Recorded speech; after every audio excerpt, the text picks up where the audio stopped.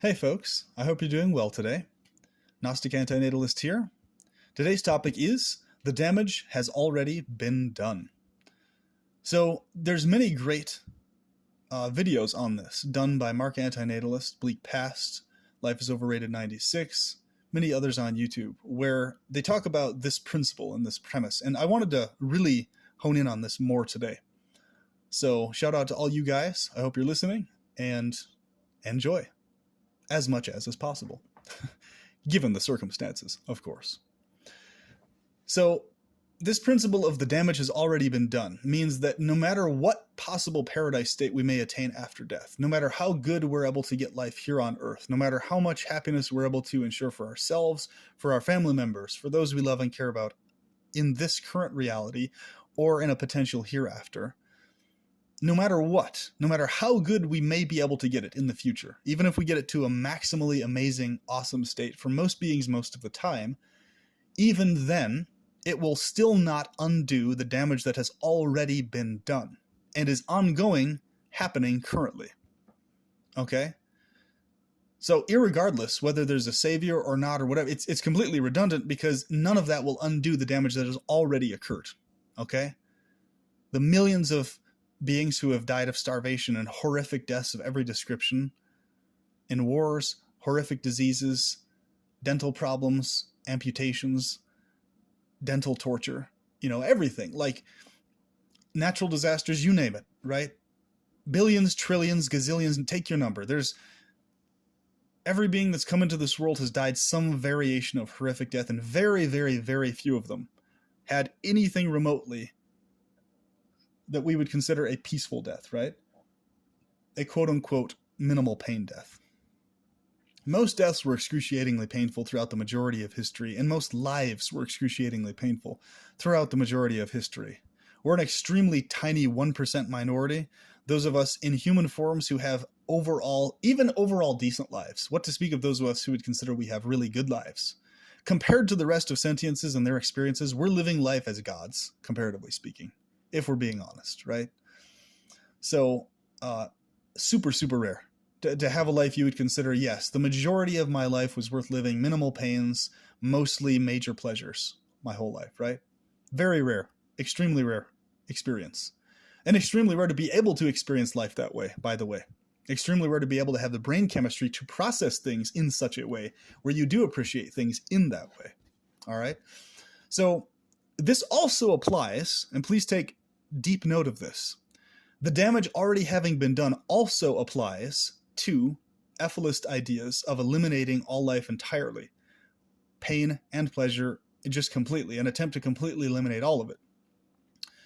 Because the damage right now is still ongoing, and even if all the life was eliminated, it wouldn't have changed the damage that had been done. The only difference is their attempt would be to prevent more damages from happening.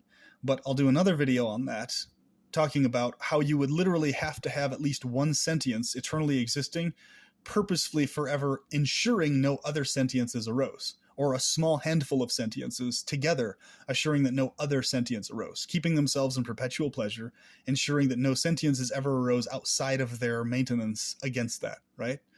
So even with the Ephelist idea, if that were to even succeed even remotely, you literally have to have at least one sentience remaining forever sentient and aware, actively preventing any other sentience from coming into existence or being exposed to exploitation or pain or anything else. Eliminating every single sentience wouldn't work because you would just have sentiences arising some other way anyway, right? Like outside of your means. Like you have to have a preventative, active prevention of new sentiences arising, because the very fact existence and experience sentience exists now, that it ever existed, means that literal non-existence is impossible. If literal non-existence ever was the thing, no existence or no experience, no sentience would ever be a thing in the first place. If literal non-existence or literal forever eternal non-sentience was even possible, that's what we would see, right? But we know it's not possible because sentience is here. We have experienced it. It has happened. Whether your status of it is illusory or real or whatever, however you classify it, the point is the experiences of sentience are happening, have happened, and are ongoing. that means that no matter what, however many sentiences you eliminate from having sentience experiences, let's say in multiple universes, right? There's still going to be some other sentience somewhere else that emerges and re-arises in universes that re-emerge and reform, and sentience re-pops up, right? So you have to have one sentience stopping other sentiences from arising. So that's what I'm saying. That in and of itself would be a misery to the one sentience preventing other sentience from existing, because you'd have the burden of having to prevent other sentiences from both experiencing pleasure and pain.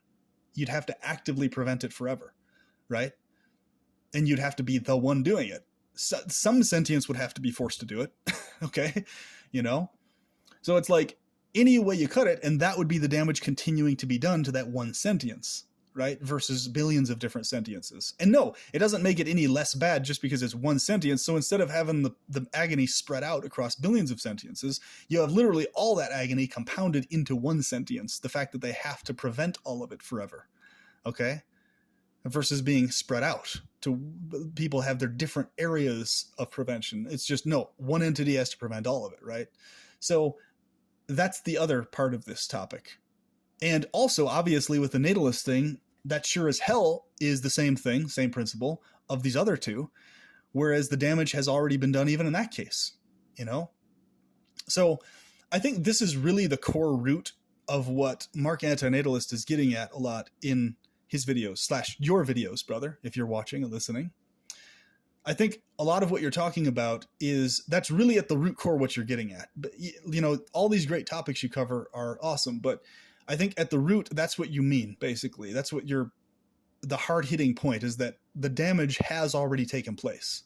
So whatever follows, whatever happens, that's the eternal shit stain on the rest of reality. That's the eternal blood trail on the rest of whatever follows. Right? Be it a paradise state, be it whatever, a state other than this one, a better state.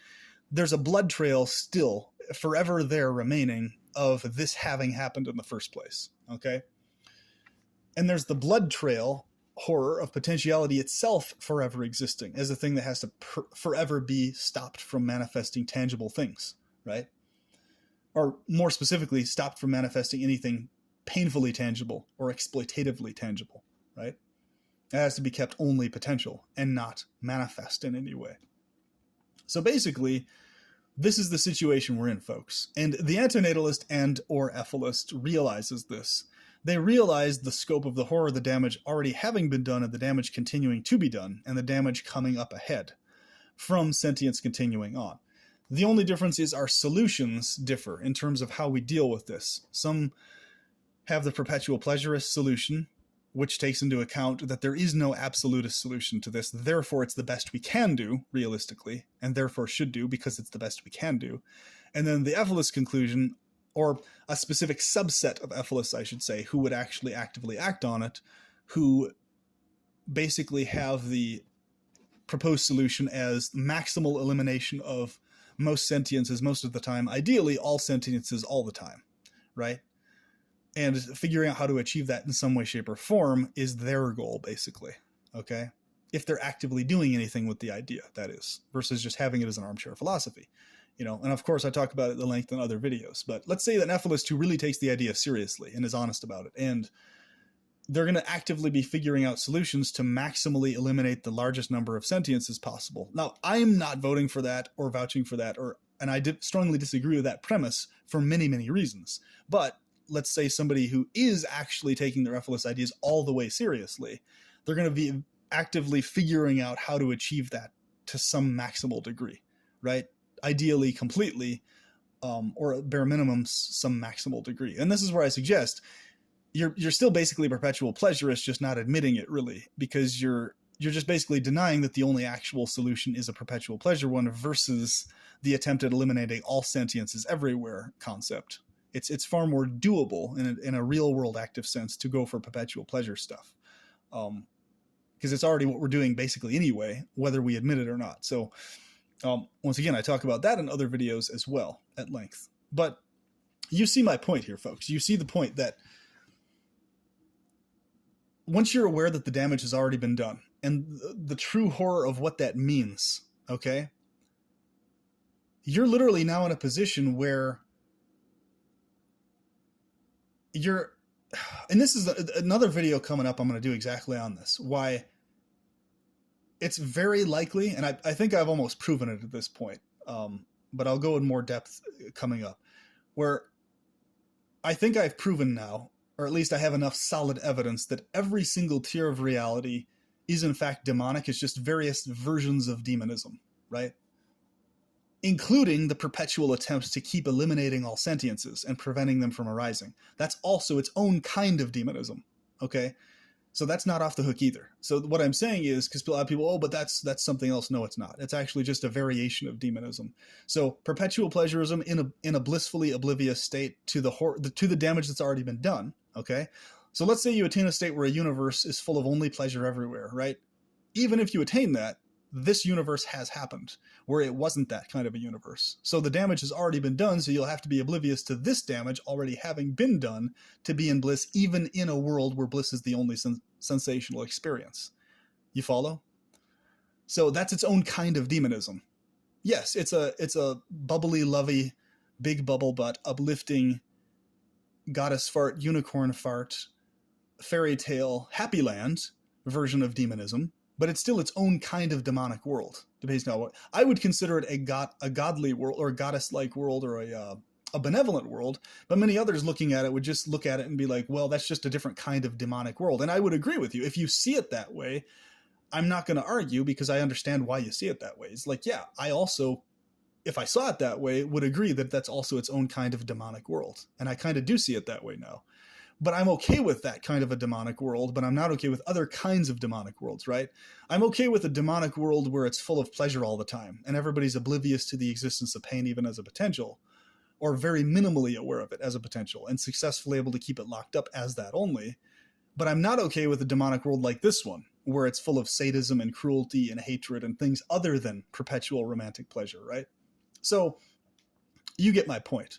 It's that any way you cut the coin on this, any way you look at it, whether from the perpetual pleasure antinatalist perspective or the ephalist antinatalist perspective or the natalist perspective, any way you look at this, the damage has already been done, period.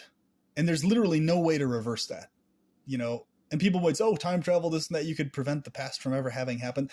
That's all sorts of BS because it's irrelevant whether in the future you create a technical situation where the past technically didn't happen, because the fact was it was experienced at that time by those sentiences at that time. So it's literally irrelevant what follows after. The child was tortured to death and raped. That happened. That took place, okay? The child starved to death in screaming agony and nobody helped them and then was eaten alive by carrion birds, right? That happened. Or was eaten right after they died. Whatever the case. The point is those horrors happened, okay? Huge amounts of living beings have died in these horrific ways. That has occurred. They experienced those deaths, the pain thereof, okay? Period. No matter what follows after. So therefore, being aware of this puts you into a totally new headspace, and you're now on like Super Saiyan mode within your antinatalism or ephalism, where you're like hyperdrive aware of the horrors of reality. If you understand this principle very clearly, the damage already being done principle, right? Once you're aware of this, there's no going back. As Bleak Past says, once you see it, there's no unseeing it. Once you've felt it, there's no unfeeling it. Once you've thought it, there's no unthinking it, right? Principle applies in all three cases. So the question is, okay, what do we do with this then?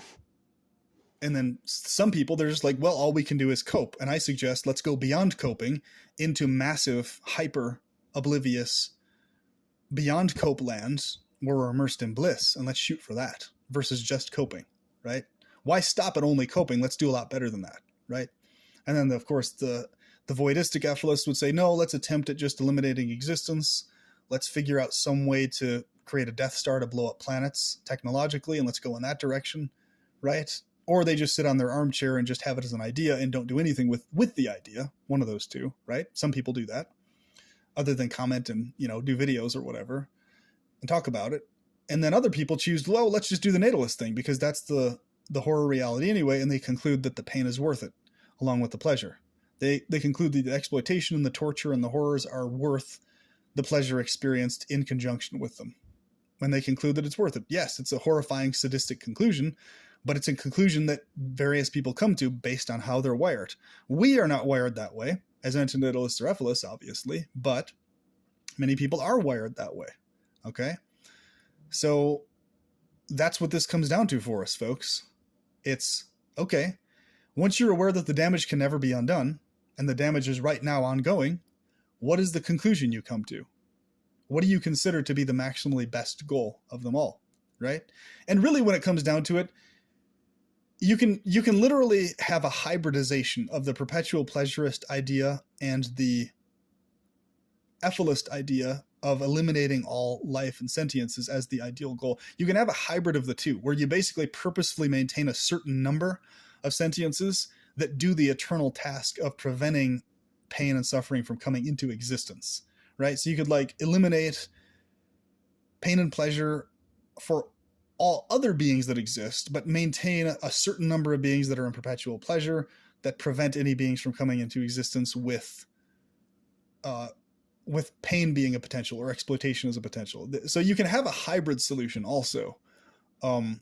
But the hybrid solution, I personally don't necessarily vouch for multiple reasons. Even though it's the hybrid solution is better than the false attempt at completely eliminating all sentiences, including your own, over and over, because it's just, sentience is just going to keep reemerging anyway, right?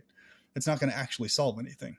So at least the hybrid solution has more, has a lot more validity to it, and something that's potentially doable, however unrealistic it may be, right?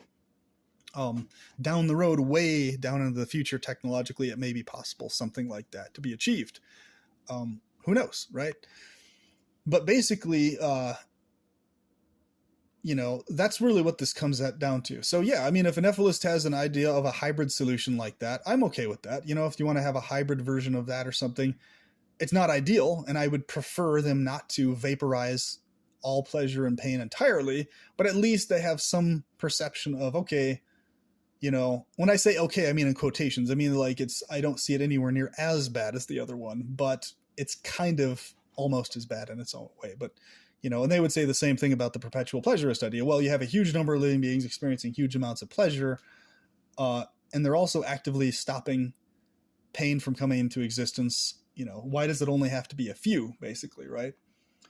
So, and their argument would be that because you have larger potential of any of those sentiences getting the idea that, creating more sentiences might be a good idea at some point. There's a risk of somebody amongst that large number of sentiences going AWOL and manifesting sentiences that are now exposed to pain again, right? That would be their argument for the larger number of sentiences left alive version of the solution, versus their hybrid solution where you just have a really tiny small number of hardcore Ephealist gods or whatever existing in bliss until they decide their existence is also meaningless and also eliminate their own existence. But you'd have to have one preventing the other sentiences from forming, is my point. And you'd have to ensure that you had hardcore balls to not get bored in that situation, and that you basically somehow could perpetuate your own bliss while preventing any other sentiences from arising. You'd have to be supremely selfish to achieve the Ephealist goal, even remotely, is my point. Like, you would have to be. There's no way around it, okay? So, yeah, I hope this gives you all very deep food for thought. And in my topics, I like to go all the way with stuff. I don't like just stopping short at certain thresholds of ideas or concepts. I like going all the way in terms of, let's go all the way with these ideas, concepts, awarenesses, perceptions, etc. Let's not stop at just the baseline stuff we're all already aware of all the time, and just keep repeating it to each other. That's fine. We can do as many videos on that as we want, or topics. But the point is, we really should be going all the way with this stuff. And that's how we should be seeing what's going on here, because it puts you in a state of far more awareness of what's happening, and thus ability to actually act in a far more empowered way when you have far more awareness of all these things. In other words, when you see these different tunnels, okay, if we go this direction, it'll eventually lead to that end result. Okay, go this way, it'll lead to that result there, and you can see the end of the tunnel, basically, right? So then you decide, well, which point of the tunnel do we stop at versus going all the way to the end of it, or do we actually go all the way to the end of this particular tunnel, right? And that's the decision you make as an antinatalist or Ephealist. How far down the tunnel do you go? Do you stay in it, or do you go all the way out to the so-called light at the end of the tunnel, or darkness at the end of the tunnel, right? Whatever the case may be. So we're all in this tunnel system, and we have a choice of which pathway to take, basically, right? In conjunction with others. So which one do we take and how far do we go with it? That's the question we're left with, right? And for me, it's an easy question to answer because I'm very solid on my views and why, right? I understand the reality, I understand the nuances, and I understand subjective, nuanced, non-absolute solutions are the only solutions ever actually achievable in any real practical sense, thus the only ones worth even focusing on. And any absolutist suggested solutions to anything are not doable, not feasible because of their absolutist nature. And I'll do another video on how absolutism in and of itself is faulty for so many reasons, and why absolutist ideas in and of themselves are automatically false and not accurate due to the fact that they're absolute, right? That'll be an interesting topic I think you guys will like a lot. I'm sure a lot of you will really love that topic, in fact. Explaining how literally everything is subjective, no matter how deep it is, or no matter how vast in scope it is, right? And the objective is only ever a figurative term. So I hope this has inspired you to go really deep in your thoughts, feelings, and awareness of reality. And it's really compounded, okay, which way are you going in your psychology with this? Which direction? Because you're much better off just making a solid decision and just being like, okay, I'm going to go the perpetual pleasurist direction. That's what I'm going to do. And you understand the parameters of it. Boom, solid decision. Or you're going to go, okay, I'm going to go the F-less direction. That's what I'm going to do. Solid decision. Boom. Or you're going to go to the hybrid direction, hybridizing F-lism with perpetual pleasurism, with the example stated earlier. You're going to go that direction. Or you're going to go the natalist direction. That you're left with one of the three choices, right? One of the three pathways, or some hybridization of the two, right? So that's what you're left with. So you're much better just deciding one of them and going for it versus sitting in this eternally dithering state your entire existence, never being sure which way you're actually going to go with the thing, and just back and forth all the time, basically. You're better just making a solid decision and trucking forward with it, right? Boom, there you go. No need to dither, right? Because dithering is just going to leave you in a state of suicidal depression or anguish or misery all the time anyway. So you're better off just making a solid decision so you know what parameters you're working with. It's like, okay, yep, I'm embracing the horrors that I'm going to be involved in via this path or via this path. And you're just accepting that, right? Because you have to accept it. And if you don't accept it, you're just living in a delusion, So which acceptance variation are you embracing is what you got to decide. So with that, I will talk to you soon. And in the next video, we will talk about how all of reality, no matter how deep or how true, is always subjective, and how objective is only ever a figurative term. And I will talk to you soon.